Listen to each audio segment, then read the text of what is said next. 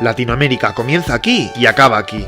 Ocupa el 52% del continente americano y agrupa 20 países. En todos ellos se habla mayoritariamente o castellano, o portugués o francés, todos idiomas derivados del latín. De ahí su nombre. Si te apetece, te explico su historia en los siguientes 10 minutos. Ya verás lo interesante que es. Viajemos atrás unos 15.000 años. América está vacía de seres humanos, y entonces el Homo sapiens, el ser humano actual, aparece por aquí, por el estrecho de Bering, y empieza a expandirse por el continente. A Latinoamérica llega hace unos 12.000 años. En un primer momento viven como nómadas, pero luego se asientan y surgen los primeros poblados por toda la zona. Durante los siguientes largos siglos, estos poblados van a ir poco a poco desarrollándose social y políticamente. Empezamos con lo importante. Existen dos zonas donde ese desarrollo es mayor. Mesoamérica por una parte y el área andina por otra. Mira lo que pasa. Hacia el año 1000 a.C. prosperan dos civilizaciones, los olmecas aquí y los chavín aquí. Ambas son consideradas culturas madre, porque crean prácticas culturales que influirán sobre las sucesivas culturas que van a ir surgiendo en su zona a partir de entonces, como los zapotecas o teotihuacán aquí, o los mochicas, los nazca, los de las líneas misteriosas, o los tiwanaku por aquí. Unas culturas se suceden a las otras, o se van desarrollando paralelamente durante los siguientes siglos. Pues bien, en el 200 después de Cristo sobresale la primera gran protagonista. En esta zona de Mesoamérica comienza a brillar una de las más impresionantes civilizaciones, los mayas. Su riqueza política, social y económica es sorprendente. Crean la escritura jeroglífica más evolucionada de América, inventan uno de los calendarios más precisos del mundo, desarrollan las matemáticas tanto que es uno de los primeros pueblos que utiliza el número 0, y construyen una arquitectura impresionante. El apogeo de la cultura maya dura varios siglos, hasta que entre el siglo VII y IX después de Cristo, de forma misteriosa, sus ciudades colapsan, decaen y se vacían. ¡Qué enigma! Los mayas no desaparecen del todo, continúan varios siglos en esta zona, pero sin el esplendor de antes. Eso sí, mientras tanto, siguen surgiendo nuevas culturas, como los toltecas o los wari. Y así llegamos al siglo XIV. Atención, en ese siglo llegan al Valle de México los mexicas, o como seguramente mejor les conozcas, los aztecas. Llevan 200 años de migración hasta que finalmente deciden asentarse. Fundan la ciudad de Tenochtitlan y comienzan a extenderse por toda esta parte, sometiendo a todos los pueblos que encuentran. Se conforma el Imperio Azteca. Un imperio impresionante y poderoso con una ingeniería y arquitectura extraordinaria. De hecho, crean múltiples y preciosos templos donde llegan a sacrificar a miles de personas. Es que eran un tanto sanguinarios. Es tal su poder que para el 1500 logran convertirse en el estado más poderoso de toda América. ¿Y qué está pasando mientras tanto en la zona andina?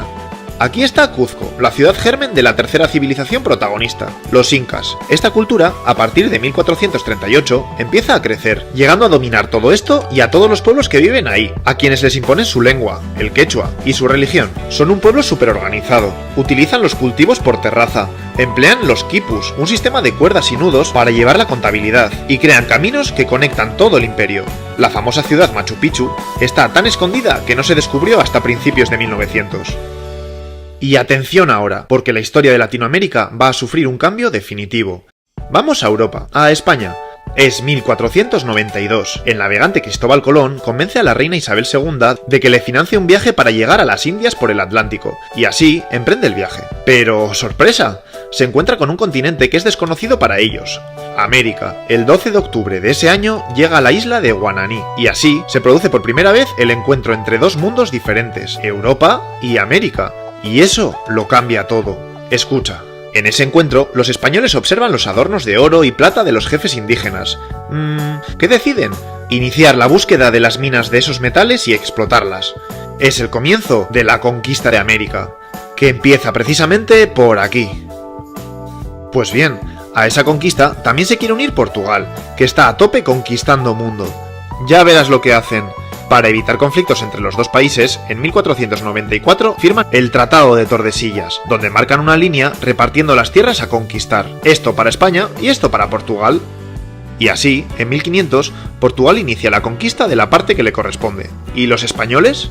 Por un lado, el conquistador Hernán Cortés, en 1519, entra en Tenochtitlan y vence a los aztecas y a su emperador Moctezuma II, con la ayuda de los pueblos a los que los aztecas habían tenido sometidos mucho tiempo, y va conquistando todo esto. Por otro lado, Francisco Pizarro entra en el Imperio Inca, apresa a uno de los dirigentes, Atahualpa, y en 1532 se apodera de Cuzco primero y de todo el imperio después. Así es como queda el mapa. Pero una cosa, no creas que esa conquista fue tarea fácil. Algunas zonas tardan décadas en ser dominadas debido a la dura resistencia que hacen la gente indígena, como los araucanos en Chile. Eso sí, las armas y métodos militares de los europeos son mejores, y a lo largo del siglo XVI acaban conquistando todo esto. Esto es colonia española y esto colonia portuguesa.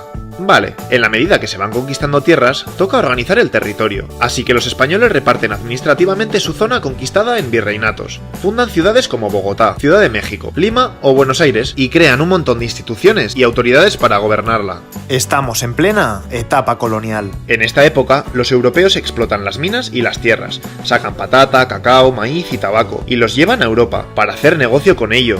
Para eso, someten a la gente indígena forzándoles a trabajar para ellos. Y no solo eso, además les imponen su cultura, religión y lengua. Fue una barbaridad. A lo largo de los años, cientos de miles de españoles y portugueses se van a vivir a Latinoamérica, y llevan grandes aportaciones como la vid, el olivo, la caña de azúcar o la ganadería. Pero también traen enfermedades como el sarampión o la viruela, para lo que la gente indígena no está inmunizada, y millones de ellos mueren enfermos. Y de esa forma se empieza a dar un mestizaje en la población latinoamericana, y a su vez se va creando una división social. En lo más alto, los criollos, los nacidos en América pero descendientes de españoles. Acuérdate de ellos que luego son importantes. Y debajo de todos, los indígenas y los negros. Porque, por cierto, para poder tener más mano de obra, los españoles y portugueses a finales del siglo XVI acuden a África, roban africanos y los llevan como esclavos a América Latina. Dramático. Estamos en el siglo XIX, llevamos 300 años de sistema colonial, y el mapa es este. Mira qué ocurre, el Imperio Español está en decadencia, y es que España ha sido invadida por Napoleón. Además, se ha dado la Revolución Francesa, y las ideas liberales han llegado hasta el continente. Pues bien, los criollos, ¿te acuerdas, no?, empiezan a hartarse porque aunque son habitantes con poder económico y social, no pueden optar a puestos de poder ni negociar libremente. Eso solo pueden hacerlo los peninsulares. Todo ello hace que vaya creciendo en ellos el deseo de independizarse del Imperio Español, y es que son precisamente los criollos los que van a promover los movimientos independentistas. Fíjate, a partir de 1815 se van a dar dos focos importantes. Aquí, de la mano del general criollo Simón Bolívar, y aquí, de la mano del general José de San Martín. Pero no son los únicos. Estos criollos se levantan en varias batallas contra las tropas realistas, en favor de la independencia. Y la van consiguiendo progresivamente. La batalla definitiva se da en Ayacucho, donde ambos líderes luchan conjuntamente contra el último virreinato, y la ganan. Para 1826, casi toda Latinoamérica se independiza de España, a excepción de Cuba y Puerto Rico, que lo harán 70 años más tarde. En la medida que se independizan, se van reorganizando en países independientes. Surgen los países latinoamericanos del mapa actual. ¿Y Brasil? Pues lo mismo, aunque de forma menos violenta, en 1822 también se independiza de Portugal. Eso sí, tras su independencia, toda la zona se mantiene unida, sin separaciones, como aquí. Tras la independencia, no creas que todo es bonito y fácil. Al contrario, comienza un momento de inestabilidad económica, social y política. Surge una crisis económica, el sistema de clases se mantiene, y al mando político se ponen diferentes caudillos, por lo que no hay democracia. Todo sigue más o menos igual. Pues bien, a partir de ahora, Latinoamérica va a sufrir años de agitación política. Ya lo verás. Llega el siglo XX. El siglo empieza bien, ya que la democracia comienza a llegar a los países, pero dura poco. Y es que, a partir de 1945, gradualmente, Latinoamérica es nuevamente tomada por gobernantes dictadores, como Batista en Cuba, Videla en Argentina o Pinochet en Chile, que van a violar sistemáticamente los derechos humanos de los ciudadanos con torturas, muertes y desaparecidos. Es una época durísima. Contra estas dictaduras y políticas liberales surgen movimientos revolucionarios, como la famosa Revolución de Cuba, liderada por Fidel Castro y Che Guevara, que consigue derrocar al dictador Batista. Esta revolución sirve de inspiración y referencia para los movimientos de otros países, como las FARC en Colombia o Sendero Luminoso en Perú. Pero las dictaduras tienen un gran aliado. ¿Sabes quién? Estados Unidos. Este país tiene grandes inversiones económicas aquí, y teme perder capital si los países son gobernados por políticos de izquierdas, por lo que facilitan una y otra vez los golpes de estado de los dictadores. Es el conocido Plan Cóndor. Imagina la turbación política que a lo largo de todo el siglo XX se dan más de 300 golpes de estado por toda Latinoamérica. ¿Te lo puedes creer? A partir de los años 80, la situación empieza a cambiar y los diferentes países se van liberando de los dictadores, y llega la democracia a la mayoría de los países. Pero pasa algo, a pesar del cambio político, sigue sin haber una mejora en las diferencias sociales, y sigue siendo una de las sociedades más desiguales del mundo. Más del 40% de su población es pobre, y a partir de ahora, millones de latinoamericanos dejan sus países para emigrar tanto a Estados Unidos como a Europa. Y entramos en el nuevo siglo, siglo XXI. La política latinoamericana vuelve a cambiar y gira hacia la izquierda política. En varios países llegan al poder partidos antineoliberales que intentan afrontar esa desigualdad, como Lula da Silva en Brasil, Cristina Fernández en Argentina, Evo Morales en Bolivia o Hugo Chávez en Venezuela. Este periodo, conocido como socialismo del siglo XXI, dura unas 2 décadas. A partir de 2015, los gobiernos de izquierdas caen. El péndulo político se mueve al otro extremo. Los países vuelven a ser gobernados nuevamente por partidos conservadores en una época marcada por la crisis de Venezuela, la creación de un muro por parte de Estados Unidos para impedir la entrada de latinoamericanos, y las tensiones y protestas sociales en varios países por la política neoliberal y la desigualdad social que no llega a mejorar. Hemos llegado a la actualidad.